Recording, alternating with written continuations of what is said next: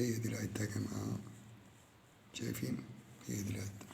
ولو جينا بصينا جوه كده هنلاقي في جوه حاجات كتير. دي احنا بنقدر نعالج الكلام ده كله ولنا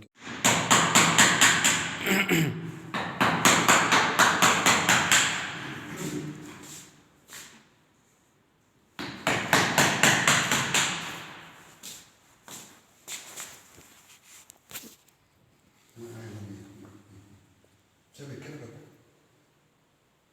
ديت العدة واكلة الكنبة. فدلوقتي عندنا طرق هتخش بإذن الله تصليح كل اللي فيها. وحضراتكم العدة اللي انتوا شايفينها تحت ديت ده الكحل اللي واكل العدة اللي هي في قاعدة الكنبة زي ما انتوا شايفين كده، واخدة من أولها لغاية آخرها. يا ريت لما يكون في حد عنده حاجة اسمها عدة يبقى فيها نهر أو نهرتين، يا ريت يبلغ على طول يكلمنا، لأن الحاجات دي بتزيد بدون ما صاحب الشغل ما يعرف أو صاحب الطلب.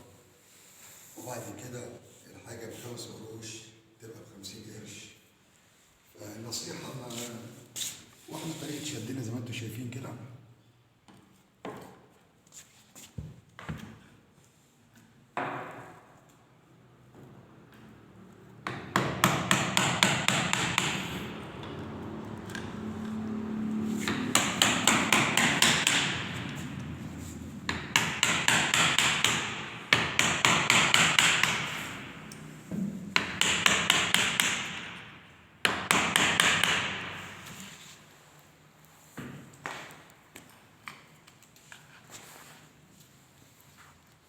زي ما انتوا شايفين كده بنفك الطقم، مسؤولين ان الطقم يتفك ويرجع تاني مشدود وبيتعمل وبيتصلح وكأنه ما فيش حاجة فيه.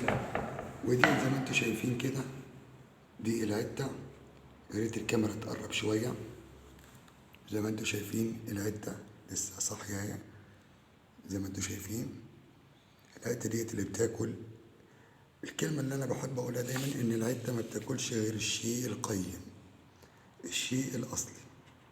زي ما انتوا شايفين كده ادي العدة اهي، زي ما انتوا شايفين صاحية. دي العدة. أنا حبيت إن أنا أشرح لكم الموضوع من أوله.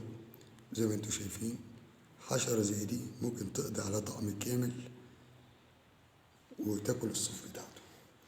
وطريقة الفك بتاعنا احنا بنفك بطريقة حساسة جدا.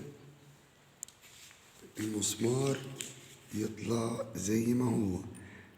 احنا بنخاف دايما، حتى الشريط نفسه بنخاف عليه وبنسيبه علشان ما نأذيش القماش اكتر ما هو مأذي.